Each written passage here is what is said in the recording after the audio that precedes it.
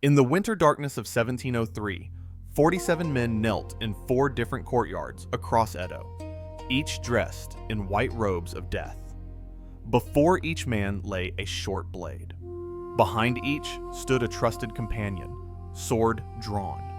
They had waited 2 years for revenge, and now they would pay the ultimate price for achieving it. But here's what makes their story unforgettable. They knew this would happen. They planned for it. They wanted it. What could drive men to spend 2 years plotting revenge they knew would end in their own ritual suicide? What makes this story Japan's most celebrated legend 3 centuries later, retold in countless plays, films, and books? The answer lies in a code of honor so absolute, so uncompromising, that it would spark philosophical debates lasting to this day about the conflict between loyalty and law, between individual conscience and state authority. But the story you think you know might not be quite true. Because what if the loyal leader who orchestrated this revenge wasn't the noble strategist we remember? What if he had a reputation as useless, a man whose own colleagues mocked him? What if the villain of our story wasn't actually villainous at all? And what if the greatest act of samurai loyalty in history was also one of its most morally ambiguous? This is the true story of the 47 Ronin, not the theatrical version, not the Hollywood fantasy. The real events that unfolded in Edo from 1701 to 1703, drawn from historical records, court documents, and contemporary accounts. It begins not with honor, but with humiliation. Not with revenge, but with a moment of rage that destroyed everything a young lord had built. To understand why this moment mattered so profoundly, we need to understand the world that produced it. The world of Edo, Japan. The Japan of 1701 was a nation transformed. For centuries, the islands had been torn by civil war, as powerful daimyo, or feudal lords, battled for supremacy in an era known as the Sengoku Jidai, the age of warring states. Armies marched across the countryside. Castles rose and fell. Samurai lived and died by the sword, their existence defined by combat, by tactical brilliance, by the brutal realities of warfare. But all that changed in 1600, when Tokugawa Ieyasu emerged victorious from the decisive Battle of Sekigahara and established a shogunate that would rule Japan for the next 268 years. The Tokugawa shogunate brought peace, but it was a peace enforced through rigid control and systematic organization. The shogun ruled from Edo, a city that would grow to become one of the largest in the world, while the emperor remained in Kyoto as a symbolic figurehead, stripped of political power. Japan closed its doors to the outside world, expelling foreigners and forbidding Japanese citizens from traveling abroad, creating a society that would develop in isolation for 2.5 centuries. The social hierarchy became fixed and immutable. At the top were the samurai, the warrior class, followed by farmers, then artisans, and finally merchants. Despite the fact that merchants often held more actual wealth than those above them in the official order. For the samurai, peace presented an existential crisis. They were warriors trained for war in a world without war. The swords they carried, the martial skills they honed, the entire code of Bushido that defined their existence, all of this seemed suddenly obsolete. Many samurai became administrators, serving their daimyo in bureaucratic roles, managing domains, overseeing agricultural production, collecting taxes. They were no longer primarily soldiers. They were civil servants with swords. Yet the ideals of Bushido, the way of the warrior, remained central to samurai identity. This code, never formally written down until later centuries, but understood implicitly by all who lived by it, emphasized 7 cardinal virtues. First came righteousness, the ability to distinguish right from wrong, and to act accordingly without hesitation. Then, courage, not merely physical bravery in battle, but the moral courage to do what was right, even when it was difficult. Benevolence and compassion were expected, particularly toward those of lower status. Respect for others and proper etiquette governed all interactions. Honesty and sincerity were absolute requirements, for a samurai's word was his bond. Honor meant everything, for a samurai without honor was worse than dead. And finally, loyalty to one's lord transcended all other considerations, a bond that could not be broken even by death. The period from 1688 to 1704 was known as the Genroku era, and it represented the flowering of urban culture in Japan. This was a golden age of prosperity, particularly in the great cities of Edo, Osaka, and Kyoto. The merchant class, officially lowest in the social hierarchy, accumulated vast wealth through trade and finance. They patronized the arts, supported theaters, frequented pleasure quarters, and developed a vibrant urban culture that celebrated the fleeting pleasures of the floating world, the ukiyo. Kabuki theater emerged as a popular entertainment, with dramatic performances that drew crowds from all levels of society. Bunraku puppet theater developed into a sophisticated art form. Ukiyo-e woodblock prints captured scenes of everyday life, beautiful courtesans, famous actors, and scenic landscapes. Literature flourished, with poets like Matsuo Basho perfecting the haiku form, and writers like Ihara Saikaku crafting witty tales of urban life. The Yoshiwara pleasure quarters became legendary, elaborate districts where samurai and merchants alike could lose themselves in entertainment, drink, and female companionship, a world apart from the rigid formalities of official society. Yet beneath this cultural flowering, tensions simmered. The samurai class struggled with their diminished purpose. The government faced mounting financial difficulties. Natural disasters and famines tested the social order.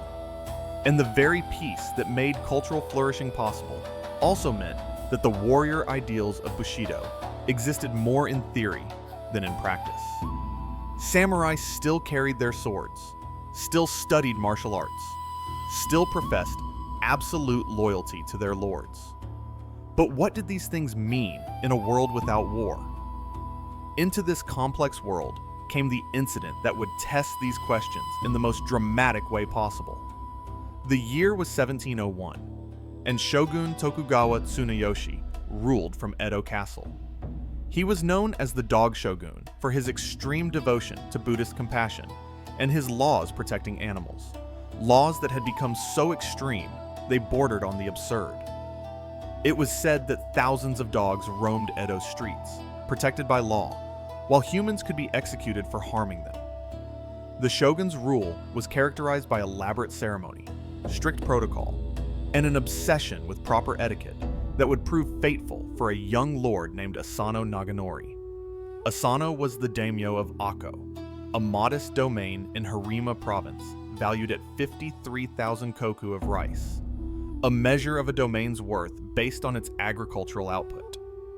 He came from a branch of the powerful Asano clan, and he had inherited his title at the age of 9 when his father died in 1675.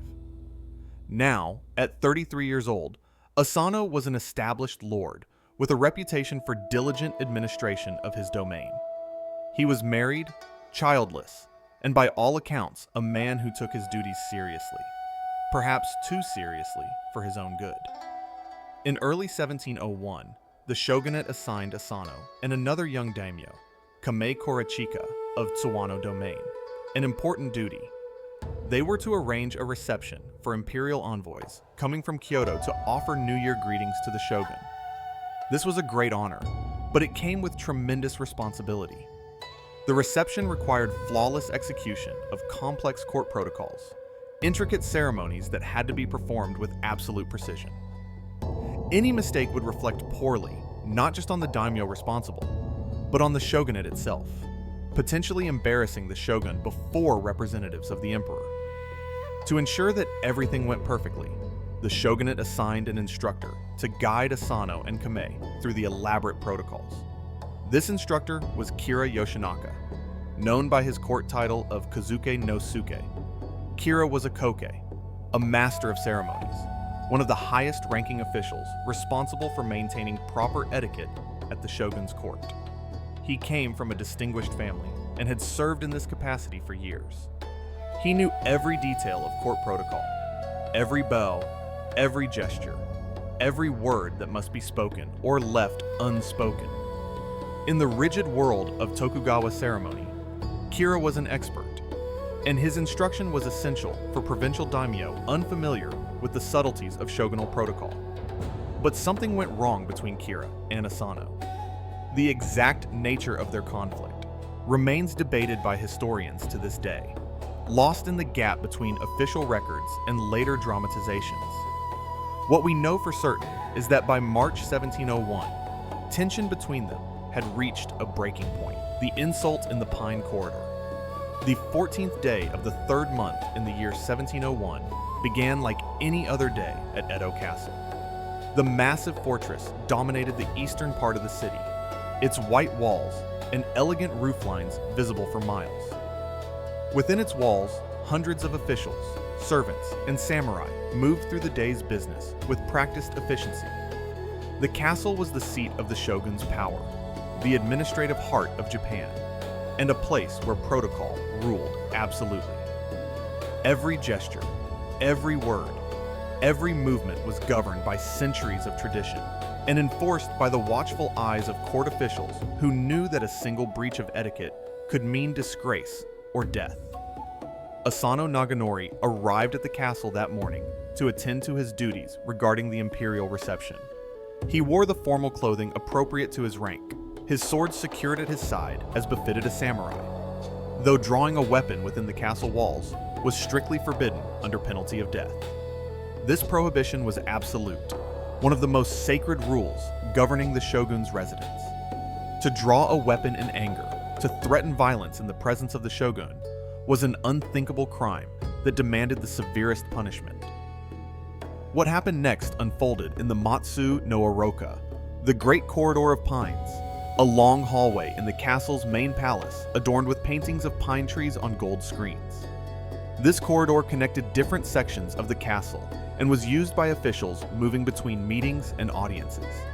It was a public space, though not one where commoners would ever set foot. A place where the business of government was conducted with appropriate dignity and restraint. The exact cause of what happened next remains debated by historians. No one recorded the specific words exchanged that morning, and later accounts conflict. Based on various sources, historians have pieced together several possible explanations, though none can be confirmed with certainty.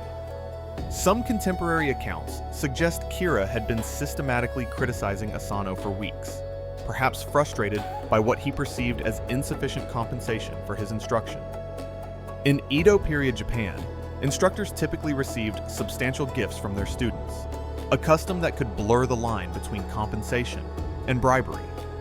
If Asano failed to provide gifts that met Kira's expectations, whether from ignorance of the custom or deliberate choice, this might have sparked resentment. Other sources point to a simpler explanation. Asano may have struggled with the intricate protocols of court ceremony, and Kira, as an experienced master of etiquette, may have grown impatient with a slow student. Perhaps harsh words were exchanged about Asano's provincial background or his unfamiliarity with sophisticated court procedures. Still, another interpretation suggests personality conflict. Two men who simply rubbed each other the wrong way, with tensions escalating over repeated interactions. What we know with certainty is this. Something pushed Asano Naganori beyond his breaking point that morning in the Pine Corridor. In a moment of fury, Asano drew his short sword, his wakizashi, and attacked Kira from behind. The blade struck Kira's face, opening a wound from his forehead to his cheek. Blood flowed down Kira's face as he turned in shock and pain. Asano struck again, but this time his blade missed and struck a pillar instead. Before he could strike a third time, guards rushed forward and seized him, pinning his arms, preventing further violence. Here's a detail that later kabuki plays would gloss over. Asano's attack was remarkably inept. Contemporary observers noted this with surprise and even mockery. A samurai who had trained in swordsmanship since childhood, attacking an unarmed man from behind, managed only to wound him superficially. A popular street song circulating after the incident actually mocked Asano for his lack of sword skills. Scholar Sato Naokata wrote that attacking from behind and failing to kill the target showed neither courage nor ability. For a warrior class that prized martial prowess above almost everything, this was damning criticism. Yet this failed attack, this moment of clumsy violence, would set in motion events far more consequential than Asano could have imagined. The castle erupted in chaos. Officials rushed to the scene. Guards secured the corridor. Word spread rapidly through the complex that the unthinkable had happened, that a daimyo had drawn his sword in anger within the shogun's palace. That blood had been spilled in the sacred precincts of Edo Castle. The breach of protocol was so severe, so shocking, that it dominated all conversation. Nothing like this had happened in living memory. Asano was immediately placed under guard and removed from the scene. Kira was tended to by physicians, his wound cleaned and bandaged. The machinery of shogunal justice began to turn, and it moved with terrifying swiftness.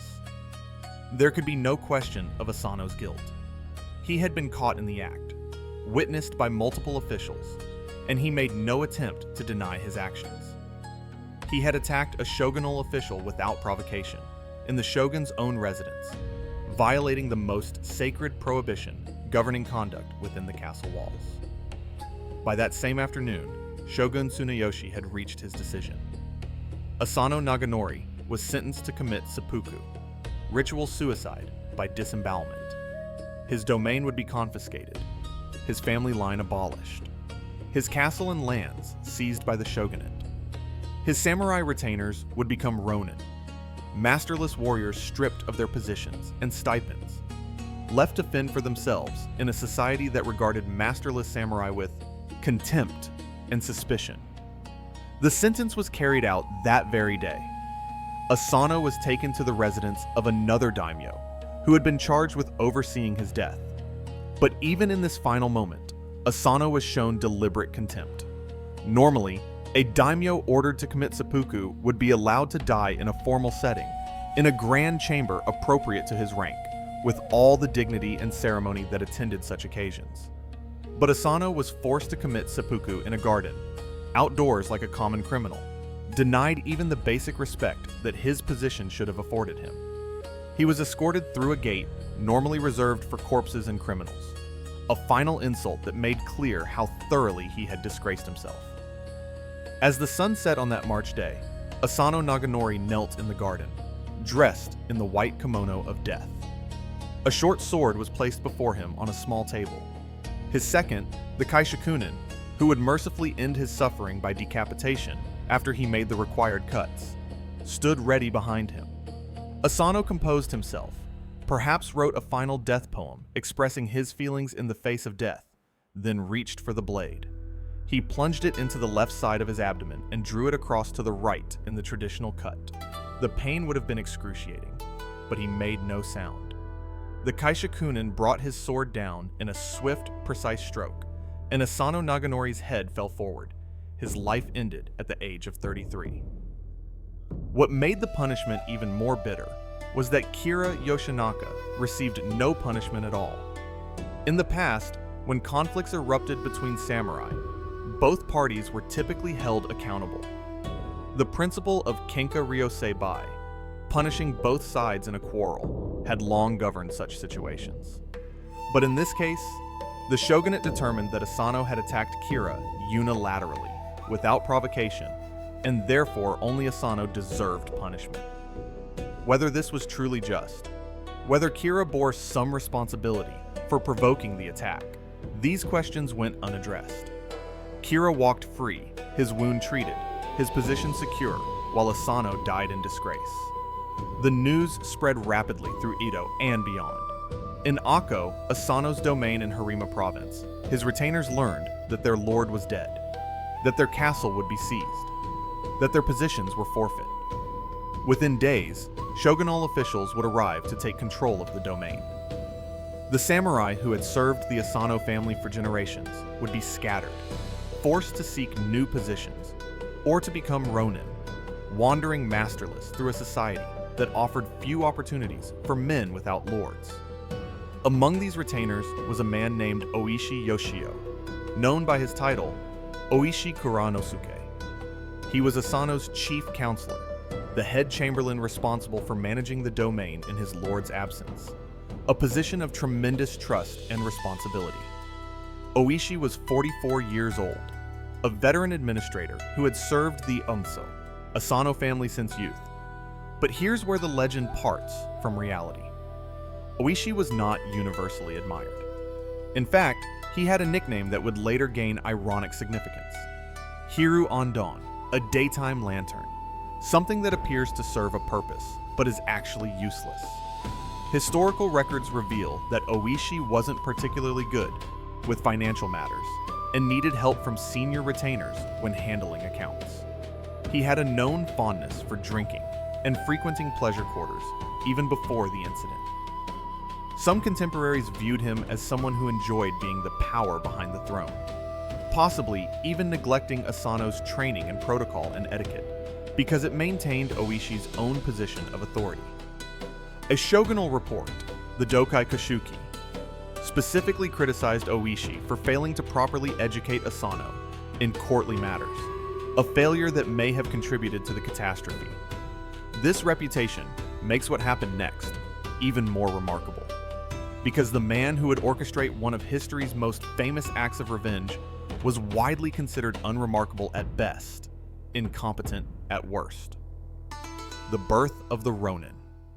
When the official messengers arrived in Akko with news of Asano's death, Oishi Kuranosuke faced an impossible situation. As chief counselor, he was responsible for managing the transition, for ensuring that the castle and domain were surrendered peacefully to shogunal authorities. But as a samurai who had sworn absolute loyalty to his lord, he felt the weight of that oath crushing down upon him. His master was dead, executed in disgrace, and he had done nothing to prevent it. In the rigid moral universe of Bushido, this failure demanded a response. The code of the samurai was clear on what should happen when a lord died. Traditionally, loyal retainers were expected to follow their master in death immediately, performing junshi, ritual suicide, to demonstrate their devotion. This practice had been officially discouraged by the Tokugawa shogunate because it wasted valuable samurai and destabilized domains during succession crises. But the ideal remained powerful in the samurai imagination. To live on after one's master died was to invite whispers of cowardice, to face questions about the depth of one's loyalty. Yet Oishi did not immediately follow Asano in death. Instead, he made a different choice, one that would define the rest of his life and secure his place in history. He decided that death alone was insufficient, that something more was required to restore his lord's honor and demonstrate the loyalty of Asano's retainers. He decided on revenge. In private, Oishi began speaking with other senior retainers, gauging their feelings, testing their commitment. The conversations were careful, coded, dangerous. To speak openly of revenge against Kira would be to confess to plotting a crime, for the shogunate had explicitly forbidden any retaliation. The government wanted this matter closed, the incident forgotten, the status quo restored. Any act of vengeance would be seen as defiance of shogunal authority, punishable by death. But many of the retainers shared Oishi's feelings. They believed their lord had been treated unjustly, that Kira's role in provoking the attack had been ignored, that the swift punishment of Asano, while Kira went free, represented a failure of justice. More fundamentally, they felt that their lord's honor demanded vindication, that they could not simply accept his death without response, that to do so would violate everything they had been taught about duty and loyalty. Over the following weeks, as shogunal officials arrived to take control of Edo Castle and inventory the domain's assets, a core group of retainers began meeting secretly. They took an oath, signing their names in blood, swearing to avenge their master's death by killing Kira Yoshinaka. The exact number who took this initial oath is disputed by sources, but it included most of the senior samurai and many of the younger warriors who served the Asano family. Yet, translating this oath into action proved extraordinarily difficult. Kira, aware that Asano's retainers might seek revenge, immediately increased his security. He hired additional guards, fortified his mansion in Edo, and maintained a network of spies to watch for any suspicious activity among the former Ako samurai. The shogunate, too, kept a close eye on the situation, making it clear that any act of revenge would be met with severe punishment, not just for the perpetrators, but potentially for their families as well. The Ronin scattered. Some genuinely gave up thoughts of revenge, finding new positions with other daimyo, or taking up other occupations. The pressure was immense. These men had families to support, children to feed. To remain committed to revenge meant living in poverty and uncertainty, risking everything on a mission that might never succeed. Many decided that revenge was impossible, that the smart course was to move on with their lives, to find new lords and rebuild their fortunes. But Oishi refused to abandon the cause. In the spring of 1701, shortly after the castle was surrendered to shogunal authorities, he moved to Kyoto, Japan's ancient capital. Publicly, he appeared to be settling into retirement, a former samurai accepting his fate as a Ronin. But in reality, he was beginning to implement an elaborate deception, a long-term strategy that would require extraordinary patience and self-discipline. Oishi began frequenting the pleasure quarters of Kyoto, particularly the famous Gion district with its tea houses and courtesans. He drank heavily, gambled, spent money freely on entertainments. He divorced his wife and appeared to abandon all semblance of samurai discipline, behaving like a man who had given up on honor, on duty, on everything that had defined his former life. Other former Ako retainers, seeing his behavior, denounced him as a disgrace. Former colleagues spat on him in the teeth. Street called him a coward, said that he had shamed the memory of their dead lord. Traditional accounts claimed this transformation was entirely deliberate, a brilliant deception designed to fool Kira's spies. And there's truth to that.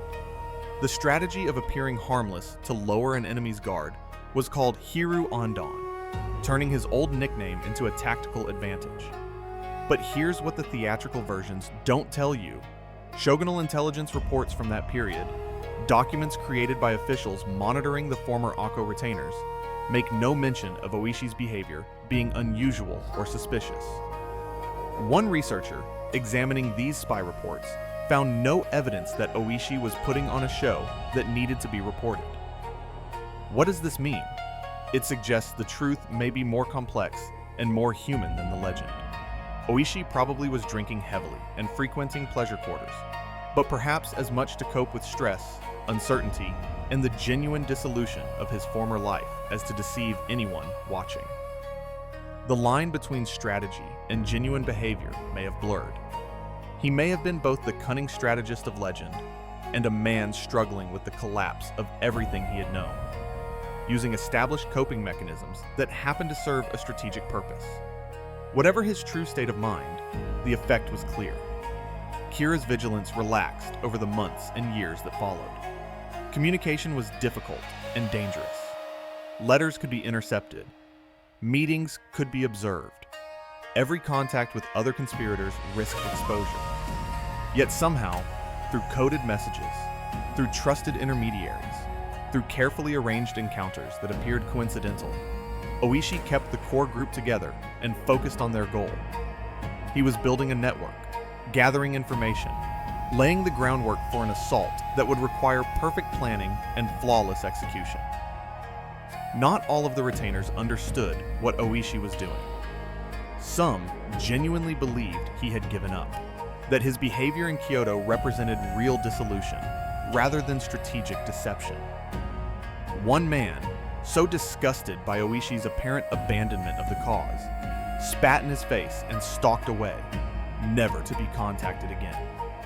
Oishi accepted the insult without response, maintaining his character, protecting the larger plan by appearing weak and defeated.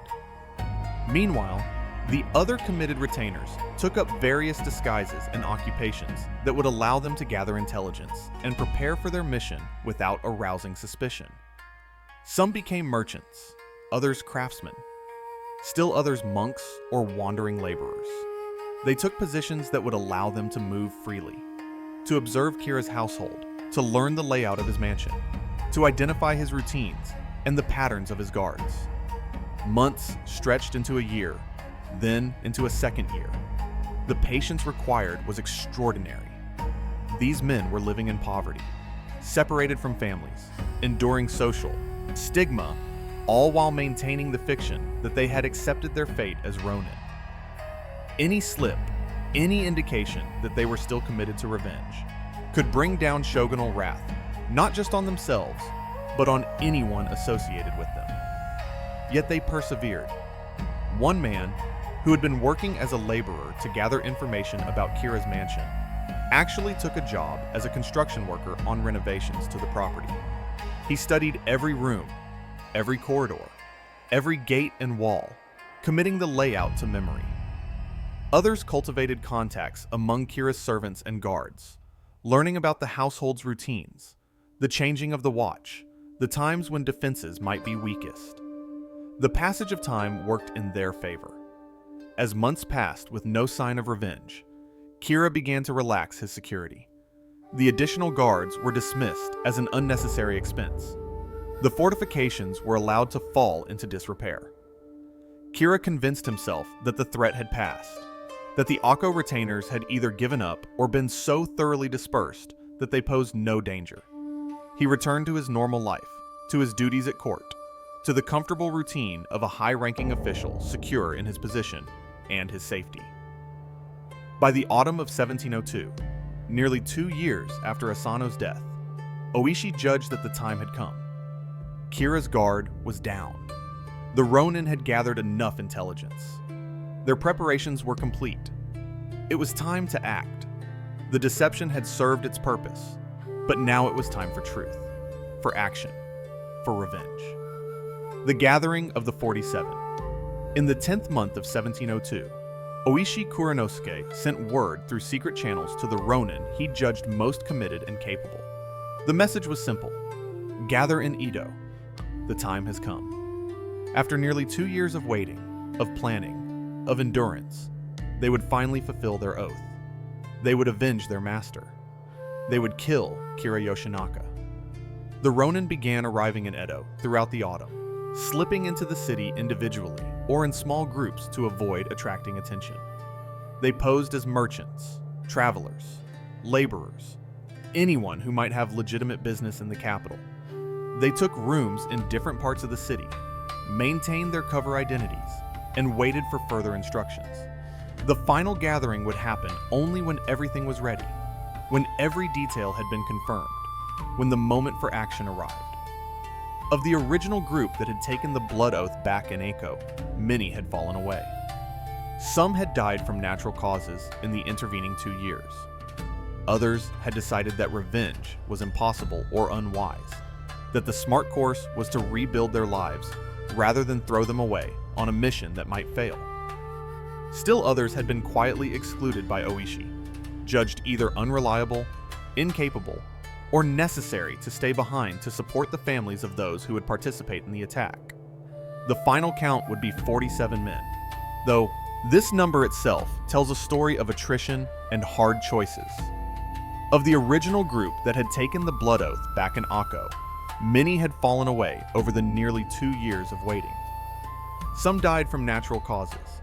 Others decided revenge was impossible or too risky. Still others were quietly excluded by Oishi, judged unreliable, or needed elsewhere. But here's the interesting detail. Historical sources mention that about 60 retainers initially committed to the cause. Where did the other 13 go? Oishi deliberately sent them away. At the final meeting before the attack, he told 13 men they could not participate. The reasons varied. Some were deemed too old or too young. Others had families that absolutely needed their support. Still others were assigned to remain behind to help with the aftermath.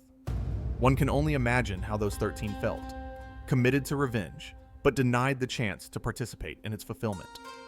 Did they feel relieved, cheated, grateful, angry?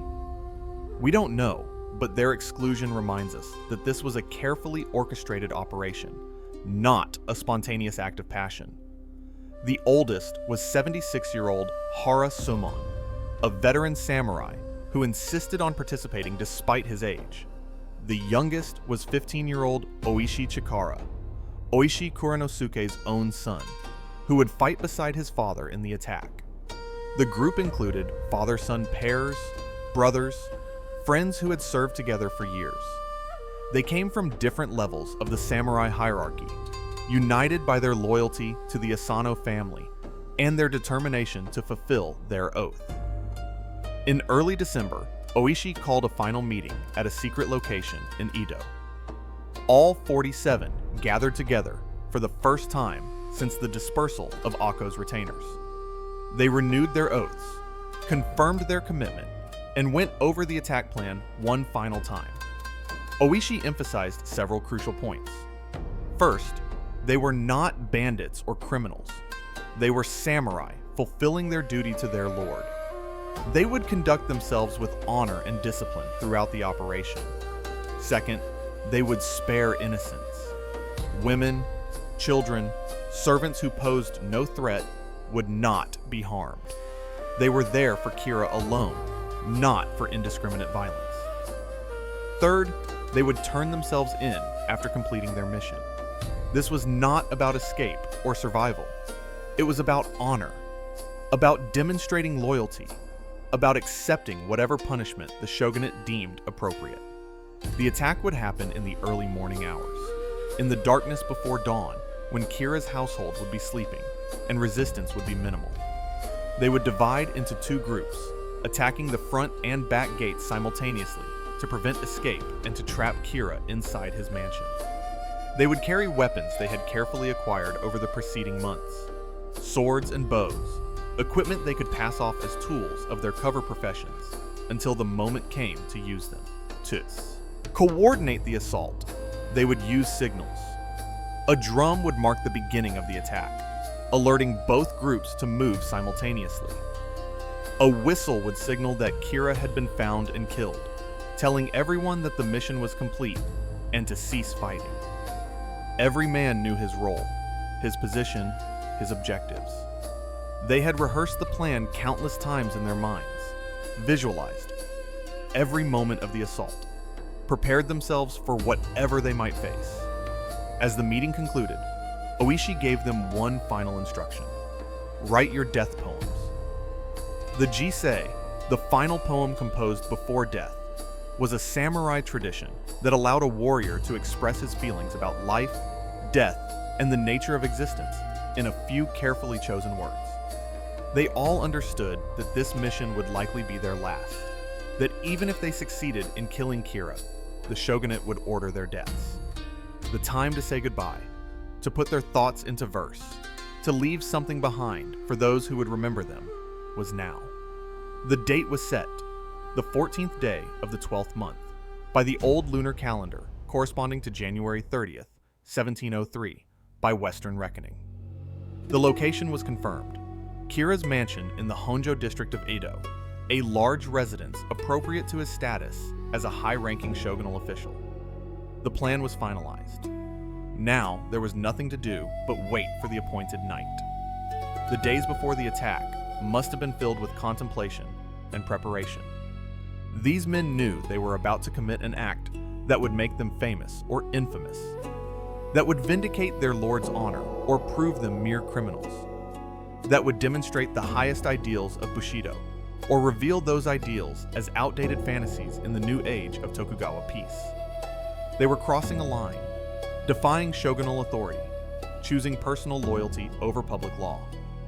The weight of that choice, the certainty of death that followed, the question of whether history would judge them heroes or villains, all of this must have occupied their thoughts in those final days. The night of snow and steel. The 14th day of the 12th month arrived cold and dark.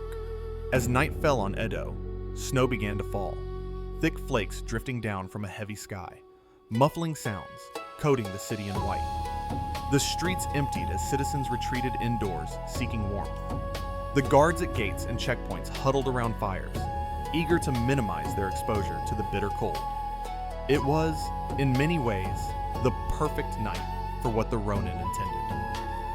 Around 2 o'clock in the morning, when darkness was deepest and the city was sound asleep, the 47 Ronin began their final approach to Kira's mansion. They wore the distinctive clothing of firemen, a disguise that served multiple purposes. First, it explained why a large group of men would be moving through the streets at such an unusual hour. For fires were a constant danger in Edo, and firefighting companies were expected to respond immediately to any alarm. Second, it provided practical benefits. The heavy garments protected against the cold and could be cinched tight for action. Third, it created a uniform appearance that marked them as a disciplined unit rather than a random mob. They carried their weapons concealed under these outer garments: katana and wakizashi swords, bows and arrows, spears. As they moved through the snowy streets, they posted notices at major intersections explaining who they were and what they intended. The messages made clear that they were not criminals, not bandits, but Ako samurai avenging their lord's death. They urged citizens not to interfere, not to raise an alarm, not to involve themselves in a matter of samurai honor. The notices asked for understanding, even sympathy, framing their action as a legitimate vendetta rather than a crime. The Ronin divided into 2 groups as they approached Kira's estate. One group, led by Oishi Kuranosuke himself, would assault the front gate. The other, led by his son Oishi Chikara, would attack from the rear. The strategy was sound. By attacking from 2 directions simultaneously, they would prevent Kira from escaping and divide the defenders' attention. The drum would signal the start of the assault, and the whistle would mark its successful conclusion. At approximately 2:30 in the morning, with snow still falling steadily, the drum sounded. The attack began. The Ronin surged forward from 2 directions, scaling walls, breaking through gates, pouring into Kira's compound, with weapons drawn and voices raised. They called out their names, their purpose, their determination to complete their mission. This was not a silent infiltration, but an open assault, a public declaration of their intent. Kira's guards, caught completely by surprise, struggled to mount an effective defense. They had been sleeping or huddled near fires for warmth when the assault began. Many were not even armed, their weapons stored rather than kept at hand. They rushed toward the sounds of combat in varying states of readiness, some in armor, others in sleeping clothes, desperately trying to understand what was happening and organize a coherent response. The fighting was fierce, but relatively brief. The Ronin, despite being masterless warriors who had spent nearly 2 years living in poverty and hiding, had maintained their martial skills. Many were experienced samurai who had trained since childhood in the arts of war. They fought with discipline and coordination, following the plan Oishi had laid out, pressing forward toward their objective with single-minded determination. Kira's defenders fought bravely. Several guards engaged the Ronin directly, buying time for others to sound an alarm, or for Kira himself to hide or escape. Contemporary accounts differ on the exact number of casualties among Kira's household, with some sources mentioning multiple deaths among his retainers and guards. What is certain is that the defense collapsed under the assault, that Kira's guards were overwhelmed despite fighting on familiar ground in defense of their home. As the fighting raged through the mansion, the Ronin began searching for Kira. They had studied the layout through months of intelligence gathering, knew which rooms he favored, where he slept, where he might try to hide. They moved through the residence systematically, checking every space, calling out for Kira to reveal himself, to face them honorably rather than cowering in concealment. But Kira was not in his quarters. The bed was still warm, suggesting he had fled moments before they arrived. The Ronin searched frantically, aware that time was running out, that word of the attack might spread. that shogunal forces might arrive to intervene. Minutes stretched on. Had their entire plan failed at this crucial moment?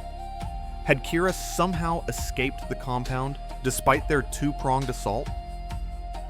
Then one of the Ronin noticed something odd.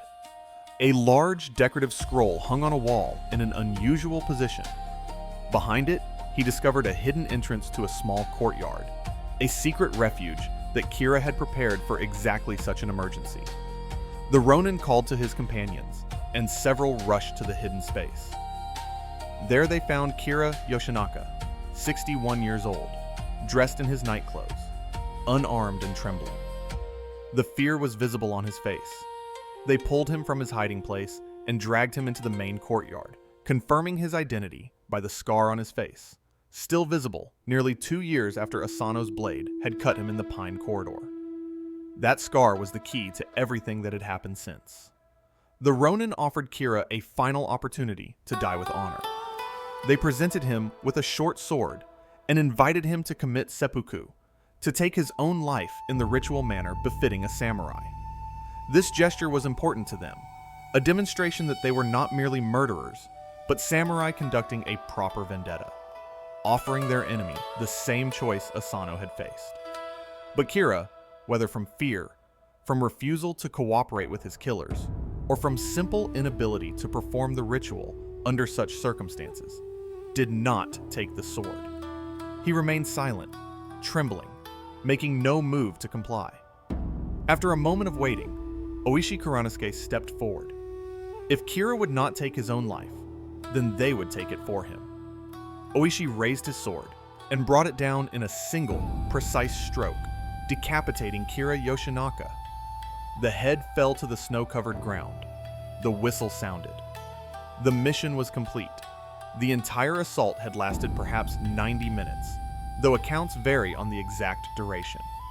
What is certain is that by the time the sun began to rise over Edo, casting pale light across the snow-covered city, Kira was dead, his mansion in disarray, his household in shock, and the 47 Ronin were preparing for the final stage of their plan. They washed Kira's severed head in a well on the property, a ritual cleansing before presenting it to their master. Then began one of the most remarkable processions in Japanese history. Carrying the head carefully, they began the long march through Edo to Sengaku-ji Temple in the Takanawa district, where Asano Naganori was buried.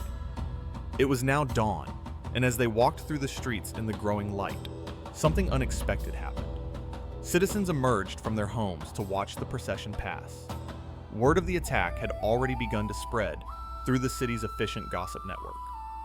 People understood immediately what they were witnessing: the Akko Ronin, having fulfilled their oath, making their way to their master's grave. And the reaction was not horror or fear, but admiration. People called out encouragement. They offered food and drink to the Ronin as they passed.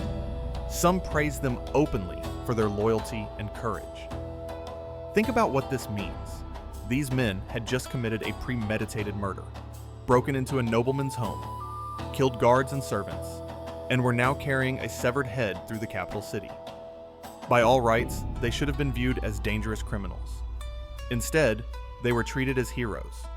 The gulf between official law and popular sentiment had rarely been so visible.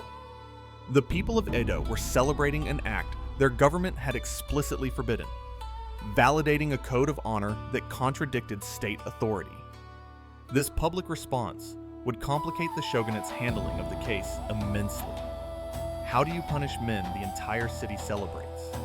How do you enforce a law when your own citizens openly oppose it? At Sengaku-ji, the Ronin presented Kira's head at Asano's grave, laying it before the stone marker as an offering to their dead master.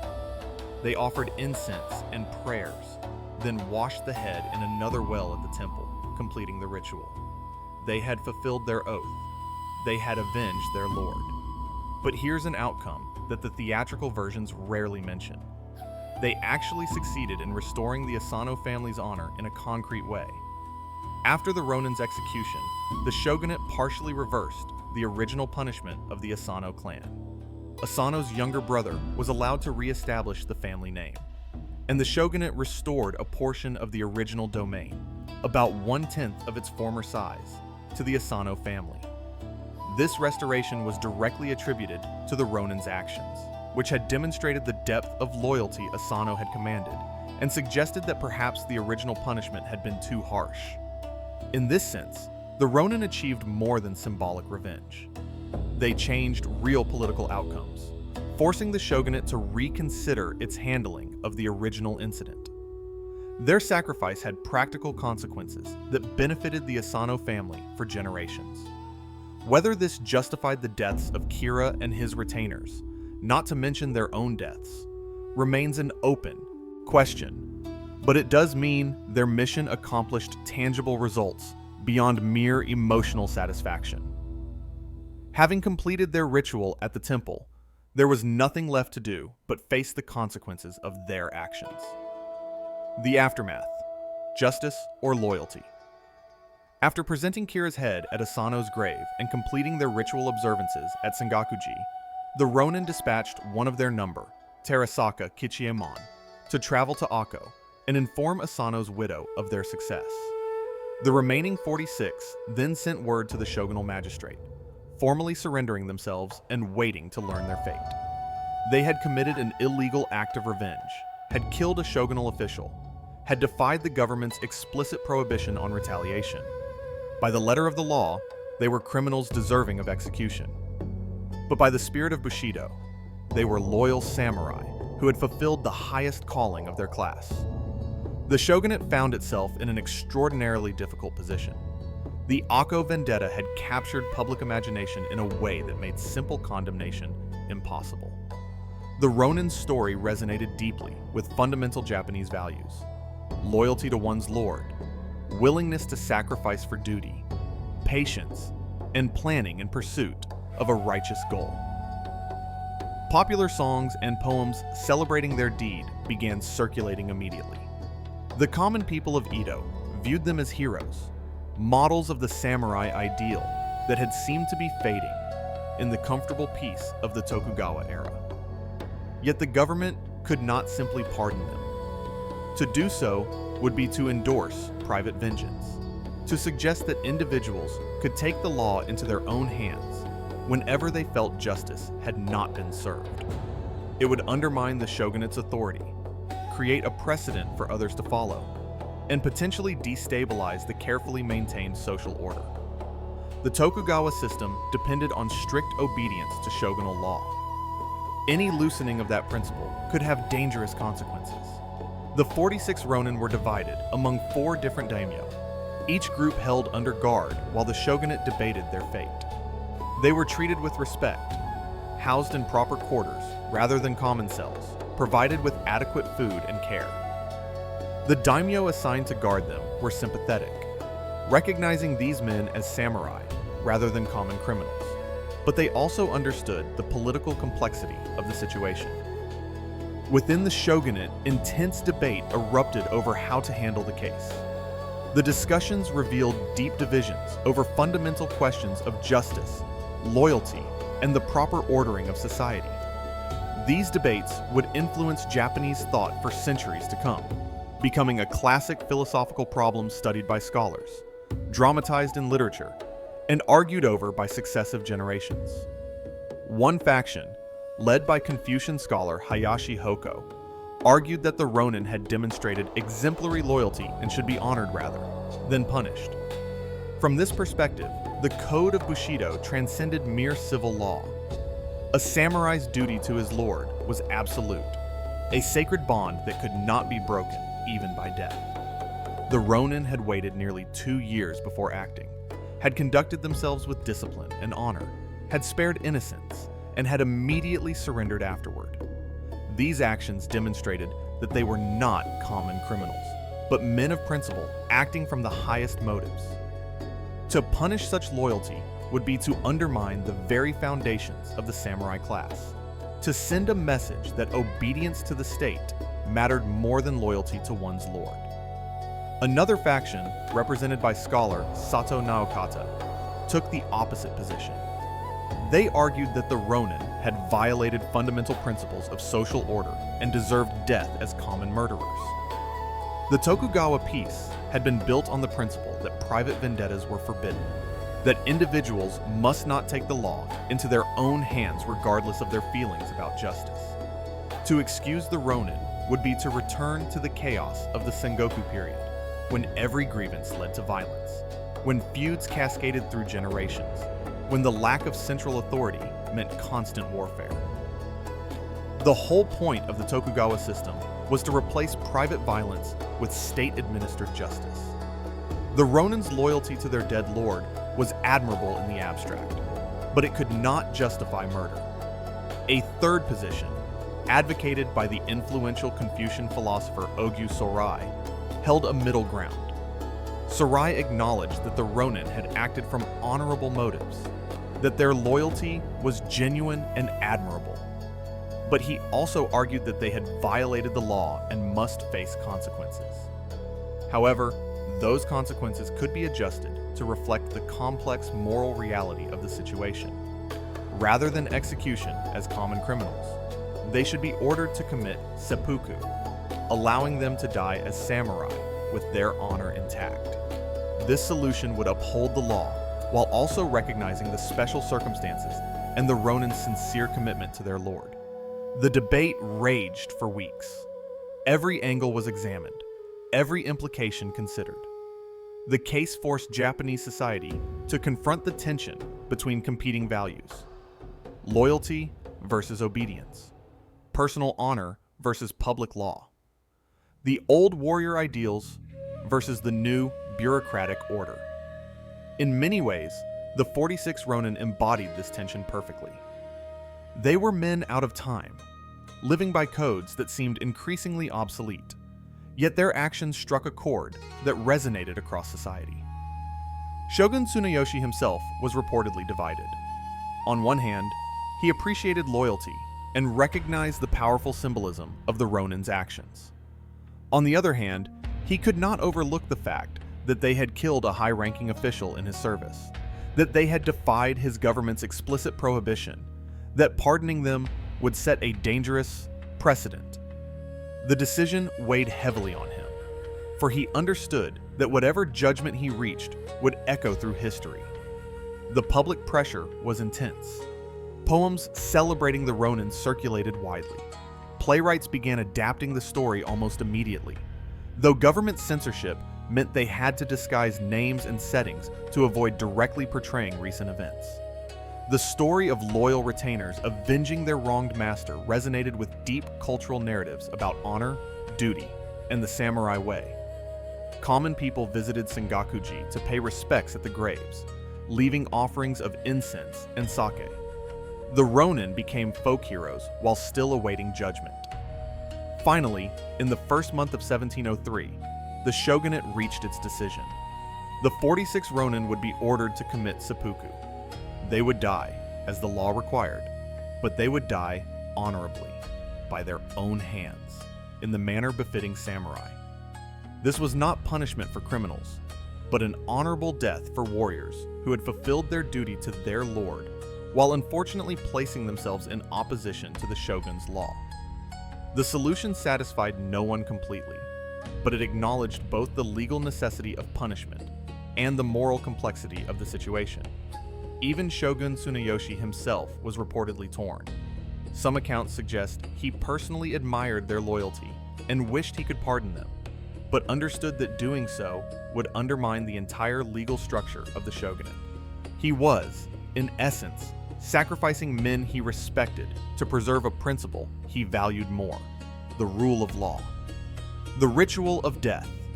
On the 20th day of the third month in 1703, approximately 2 months after their attack on Kira's mansion, the 46 Ronin prepared to die. The date corresponds to March 20th in the Western calendar. Each man was informed of the shogun's decision with formal ceremony. They received the order with calm acceptance, having expected this outcome from the moment they decided to attack Kira's mansion. This was the price they had known they would pay, the inevitable conclusion to the path they had chosen nearly 2 years earlier. The seppuku would be carried out simultaneously at 4 different locations: with each group of Ronin assigned to one of the daimyo who had been guarding them. This distribution served both practical and symbolic purposes. It prevented any single daimyo from becoming too closely associated with the controversial event, and it ensured that each group could die with proper ceremony without overwhelming any single location. Seppuku, the ritual suicide by disembowelment, was an ancient samurai tradition that had evolved over centuries into a highly formalized ceremony. It represented the ultimate expression of self-control, courage, and commitment to honor. To die by seppuku was to demonstrate that one's principles mattered more than life itself, that one could face even the most agonizing death without flinching, that one's resolve was absolute. The ceremony followed strict protocols. Each Ronin would be dressed in white, the color of death in Japanese tradition. He would be seated on 2 tatami mats placed in a formal setting, often a temple or a courtyard. Before him would be a small table bearing a short sword, the weapon he would use to cut his abdomen. Behind him would stand his kaishakunin, his second, typically a friend or trusted companion, who would deliver the merciful beheading stroke at the appropriate moment. The ritual began with purification. The condemned man would compose himself, perhaps meditate, perhaps recite a final death poem expressing his thoughts on life and death. When ready, he would reach for the short sword, often wrapped in white paper or cloth to protect the hands. He would pull open his kimono to expose his abdomen, then grip the sword firmly. The traditional cut was from left to right across the lower abdomen, then upward, creating an L-shaped wound. This was excruciatingly painful, requiring enormous will to complete. Some samurai added additional cuts for emphasis, demonstrating their courage and resolve. The most exemplary form included a final thrust upward to pierce the throat, though this was rarely achieved given the agony involved. The role of the kaishakunin was crucial. His task was to deliver the kaishaku, the decapitation stroke, at precisely the right moment, ending the condemned man's suffering while allowing him to demonstrate his courage. The timing was critical, too early, and it suggested the man lacked the strength to complete the cut. Too late, and it prolonged unnecessary suffering. An expert kaishakunin would strike just as the blade entered the abdomen, or sometimes when the man reached forward to indicate he was ready.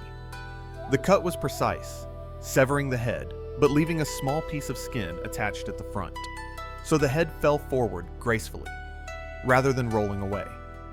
For the 46 Ronin, this ancient ritual took on special significance. They were not dying as punishment for a crime in the conventional sense. They were dying because they had placed loyalty to their lord above obedience to the state, because they had fulfilled their duty according to Bushido, even though it violated shogunal law. Their deaths would be voluntary, yet compelled, honorable, yet tragic. A sacrifice that validated their entire course of action. At the 4 locations where the Ronin were held, preparations began in the early morning. Each man bathed carefully, a ritual purification before death. They dressed in white kimonos provided for the occasion. Many wrote final letters to family members, expressing love, explaining their actions, asking forgiveness for the suffering their choice would bring to those left behind. Some composed death poems, following the centuries-old tradition of expressing one's final thoughts in verse. Oishi Kuranosuke, as the leader, was one of the last to perform seppuku, ensuring that all his men completed the ritual before he did. His death poem reflected on the transience of life and the permanence of duty, themes that had defined his entire approach to the vendetta. He faced death with the same calm determination he had shown throughout the 2-year campaign, the same self-control that had allowed him to maintain his deception in Kyoto while coordinating a complex conspiracy. His son, Oishi Chikara, died at a different location, having been only 16 years old when he participated in the attack, 17 at his death. The youngest Ronin demonstrated the same courage as the eldest, showing that age made no difference when it came to fulfilling one's duty. The 76-year-old Hara Soman, who had insisted on participating despite his age, also completed the ritual with dignity, proving that the samurai spirit knew no decline with advancing years. One by one, throughout that March day, the 46 Ronin committed seppuku. They died knowing they had accomplished what they set out to do, that they had avenged their lord, that they had demonstrated loyalty in its purest form.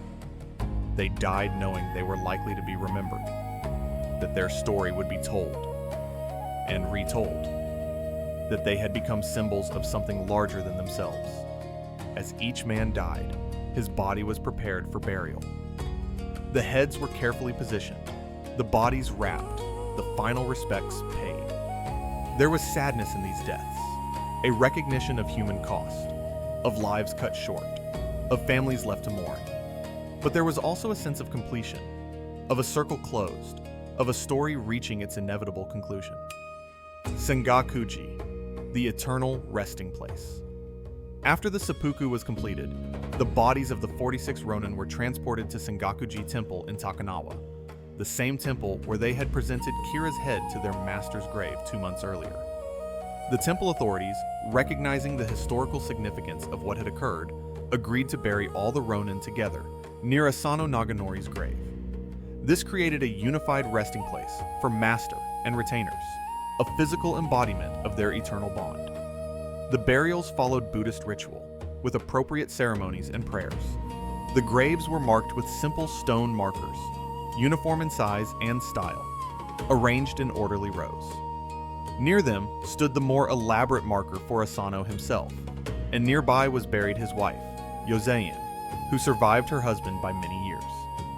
The arrangement created a visual representation of the social hierarchy even in death, with the Lord's grave prominent, and the retainers' graves gathered respectfully nearby. Sengakuji Temple itself had been founded in 1612 by Shogun Tokugawa Ieyasu near Edo Castle, but after being destroyed by fire in 1641, it was rebuilt at its current location in Takanawa through the efforts of 5 daimyo families, including the Asano clan. The temple belonged to the Soto school of Zen Buddhism, one of the major Buddhist sects in Japan. It was a substantial temple complex with multiple buildings, gardens, and cemetery grounds, serving as the family temple for several important daimyo families. The burial of the 47 Ronin transformed Sengakuji from a regional temple into a site of national significance. Within weeks of the burials, visitors began arriving to pay respects. They brought offerings of incense, sake, flowers, and prayers. The graves became a pilgrimage site, a place where people could contemplate questions of loyalty, duty, and sacrifice. The temple authorities maintained the graves carefully, recognizing their importance to Japanese cultural identity.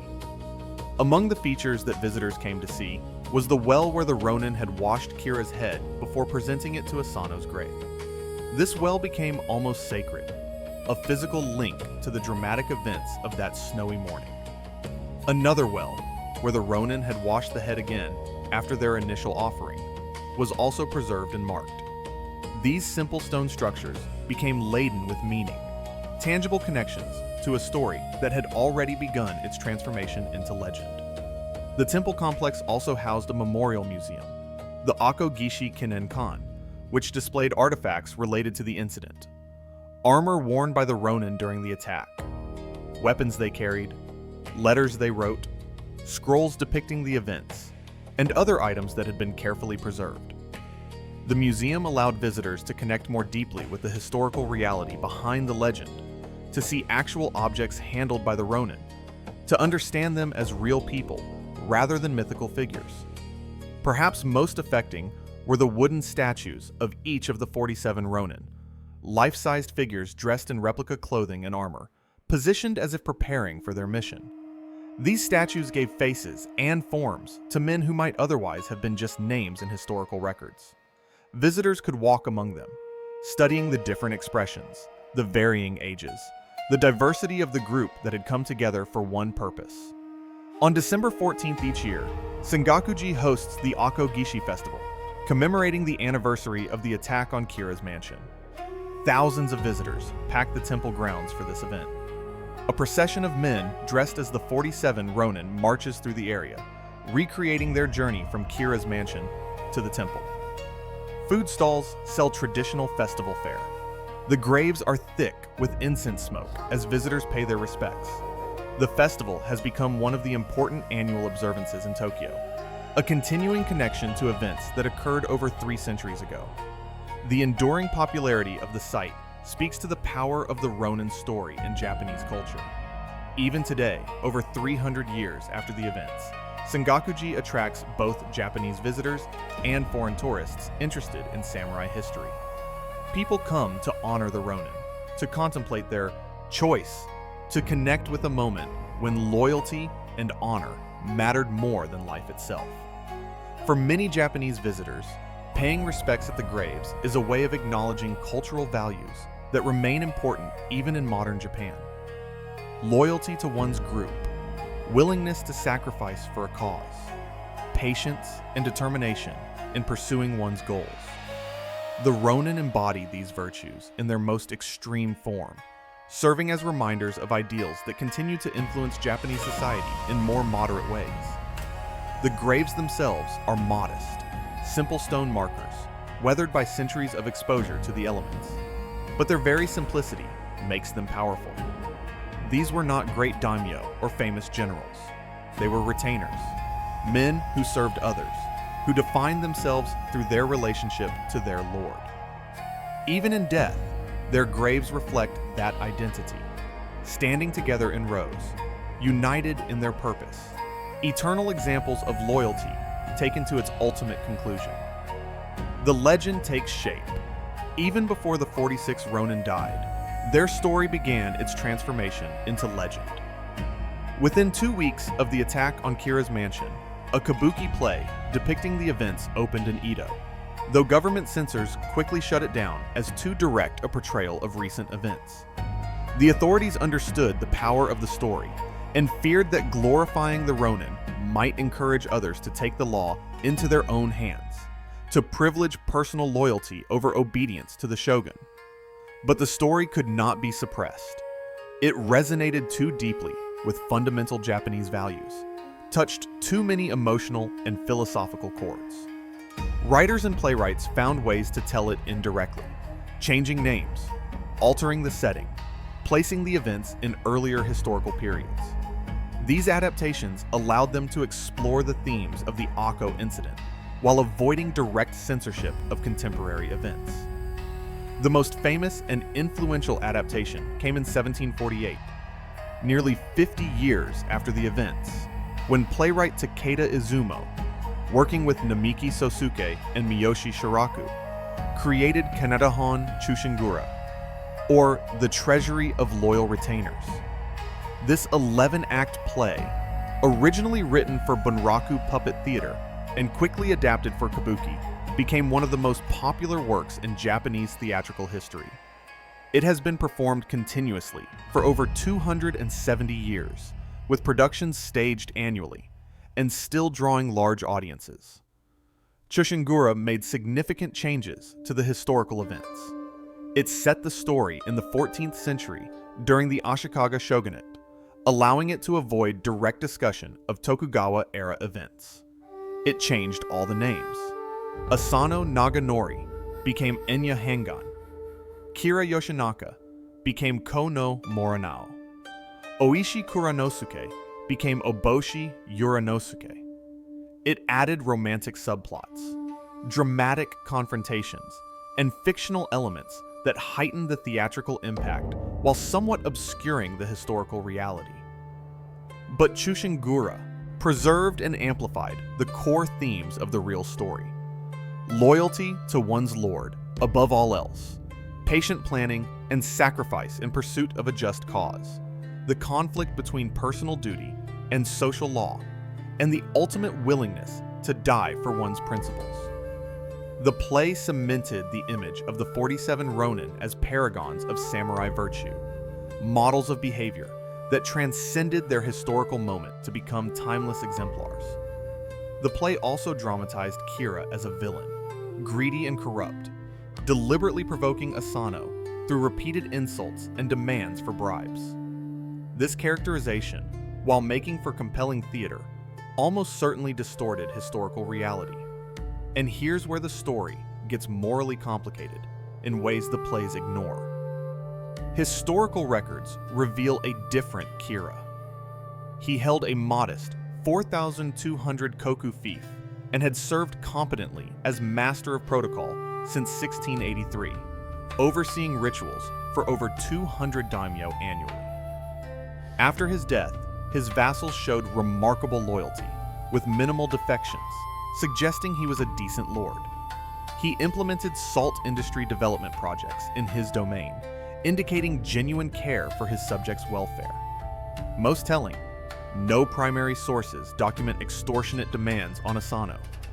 The bribery narrative appears to have been a later addition to justify Asano's actions and make the story more dramatically satisfying.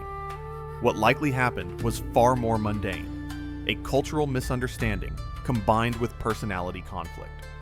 Asano, as a rural daimyo, may not have understood the gift-giving customs surrounding court instruction.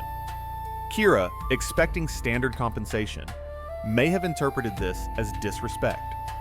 Add stress, pressure, and two incompatible personalities, and you have a tragedy born not from villainy, but from human failure to communicate and understand. This makes the Ronin's revenge morally murkier. They killed a man who was probably just doing his job, trying to teach protocol to a difficult student.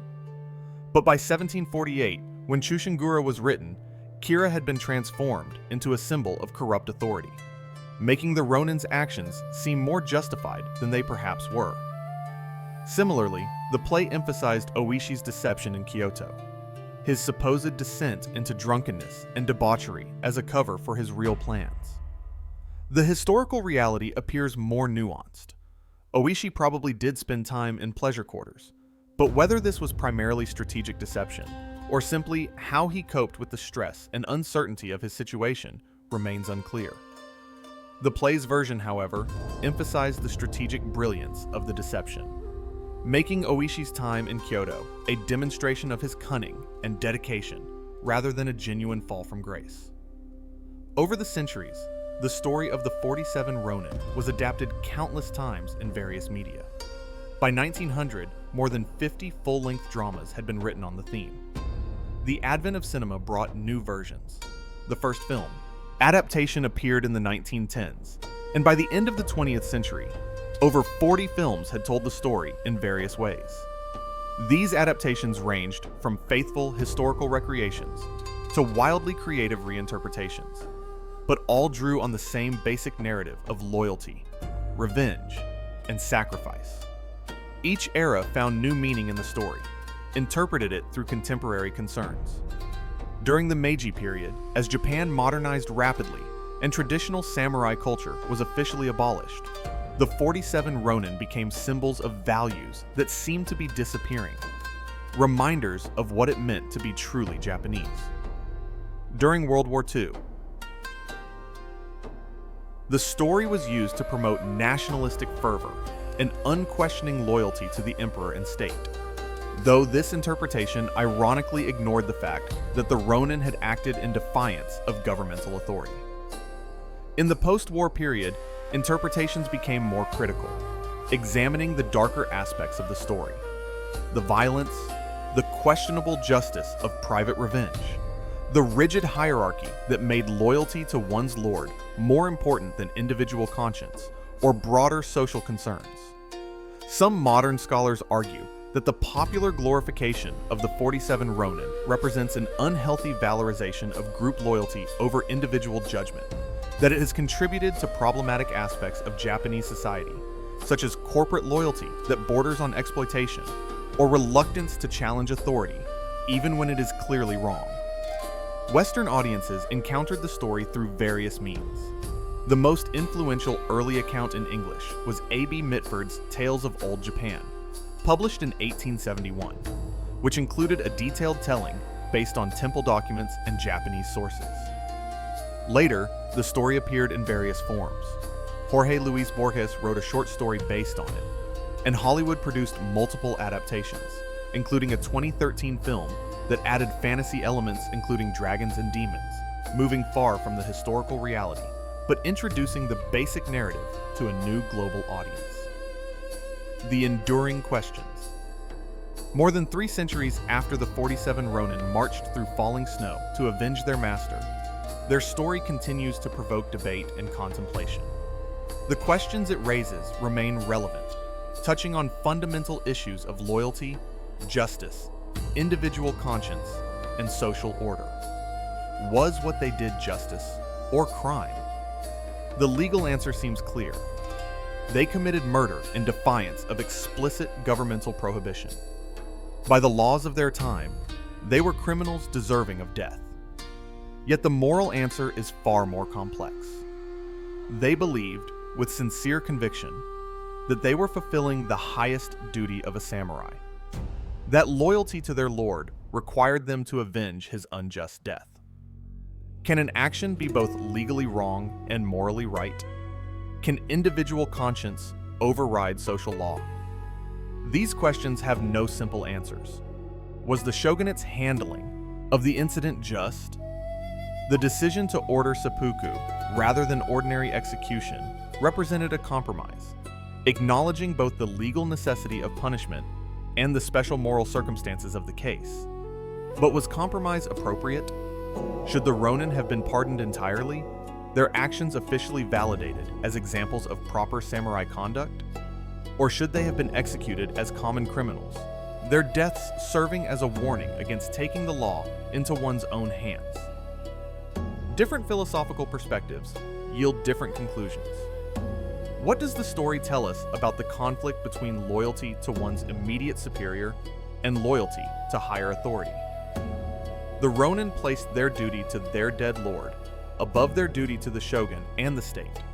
In a hierarchical society, this creates a paradox. Loyalty requires obedience, but which loyalty takes precedence when they conflict? The samurai code seemed to suggest that loyalty to one's immediate lord was paramount, but the Tokugawa system required ultimate loyalty to the shogun. The 47 Ronin chose the former over the latter, and paid with their lives. How should we understand the glorification of violence in pursuit of honor? The Ronin killed not just Kira, but also several of his guards and retainers, men who were simply doing their duty to defend their lord. Is this violence justified by the purity of the Ronin's motives? Does the nobility of their goal excuse the harm they caused? Or does the story dangerously romanticize violence, suggesting that the right cause justifies whatever means are necessary? What about the human cost of such extreme loyalty? The Ronin left behind widows, orphans, elderly parents who lost support. Oishi divorced his wife, possibly to protect her from consequences, but also severing a bond that should have mattered. The younger Ronin sacrificed not just their own lives, but their potential families, children who would never be born, contributions they might have made to society. Was this sacrifice noble or wasteful? Does it demonstrate admirable commitment or tragic tunnel vision? These questions resist easy answers, which is perhaps why the story of the 47 Ronin remains so powerful. It forces us to confront genuine moral complexity, to acknowledge that people can act from sincere conviction while doing things that others see as deeply wrong, that societies face real trade-offs between order and justice, between stability and individual conscience. In modern Japan, the legacy of the 47 Ronin remains ambivalent.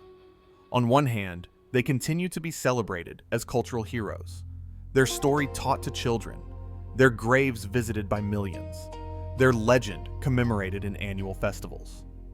The values they represent, loyalty, sacrifice, determination, honor, remain important in Japanese society, though expressed in less extreme forms. The corporate loyalty that characterizes many Japanese companies, the group cohesion that allows Japanese society to function with remarkable efficiency, the willingness of individuals to subordinate personal desires to collective needs, all of these can be traced back, at least in part, to the ideals embodied by the 47 Ronin. On the other hand, modern scholars and social critics increasingly question whether these values, taken to extremes, have negative consequences. Does excessive loyalty to one's company or group discourage innovation and individual initiative? Does emphasis on group harmony make it difficult to challenge authority or speak truth to power? Does the celebration of sacrifice encourage people to tolerate exploitative relationships rather than asserting their own rights and needs? The story also raises questions about the nature of historical memory itself. The 47 Ronin we remember are not quite the real men who attacked Kira's mansion on that snowy morning in 1702. They are characters in a story that has been told and retold, adapted and modified, interpreted and reinterpreted for over 300 years. The real men had complex motivations, made difficult choices, experienced doubts and fears that don't appear in the theatrical versions. They were human beings, not symbols. Yet they have become symbols, vessels into which successive generations have poured their own values, concerns, and debates. Perhaps this is the ultimate achievement of the 47 Ronin. Not that they avenged their lord or died honorably, but that they created a story that transcends their particular historical moment, that speaks to fundamental human concerns about duty, justice, loyalty, and sacrifice. Their actions on that one night in 1702 reverberate across centuries, forcing each generation to confront the same difficult questions, to decide what they believe about loyalty and law, individual conscience, and social order, the proper balance between personal conviction and collective stability. Epilogue. A closing reflection. As we come to the end of this long journey through the story of the 47 Ronin, let us return for a moment to where we began. That snowy night in December 1702, when 47 men moved through the dark streets of Edo, with weapons hidden beneath their clothing and revenge burning in their hearts. They had waited nearly 2 years for this moment, had endured poverty and shame, had lived double lives and maintained elaborate deceptions, all for the chance to fulfill an oath they had made to their dead lord. What drove them to such extremes? What made them willing to sacrifice everything, not just their own lives, but the well-being of their families, the security of their futures, the simple pleasures of ordinary existence? The answer, perhaps, lies in the particular moment of history they inhabited, a time when old warrior values coexisted uneasily with new bureaucratic realities, when the samurai class struggled to find meaning in an era of peace, when the principles of Bushido seemed increasingly theoretical rather than practical. The 47 Ronin chose to make those principles real, to demonstrate that loyalty still meant something, that honor still demanded action, that the samurai code was not merely nostalgic rhetoric, but a living force that could motivate extraordinary sacrifice. In doing so, they created something that outlasted their own lives, a story that would inspire, provoke, and challenge generations yet unborn.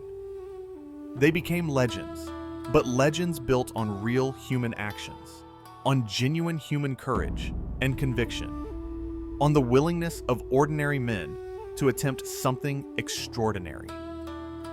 Their graves at Sengakuji Temple stand as testament to that willingness, simple stone markers that have witnessed centuries of visitors coming to pay respects, to contemplate duty and sacrifice, to connect with a moment when loyalty meant everything, and men were willing to die for what they believed.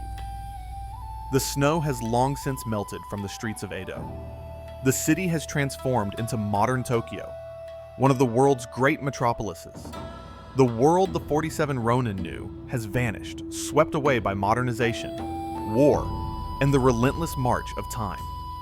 Yet their story endures, as powerful now as it was 300 years ago, because it speaks to something fundamental about the human experience: the need to believe that our actions matter, that loyalty and honor have meaning, that sacrifice in pursuit of a just cause is worthwhile even when it costs us everything.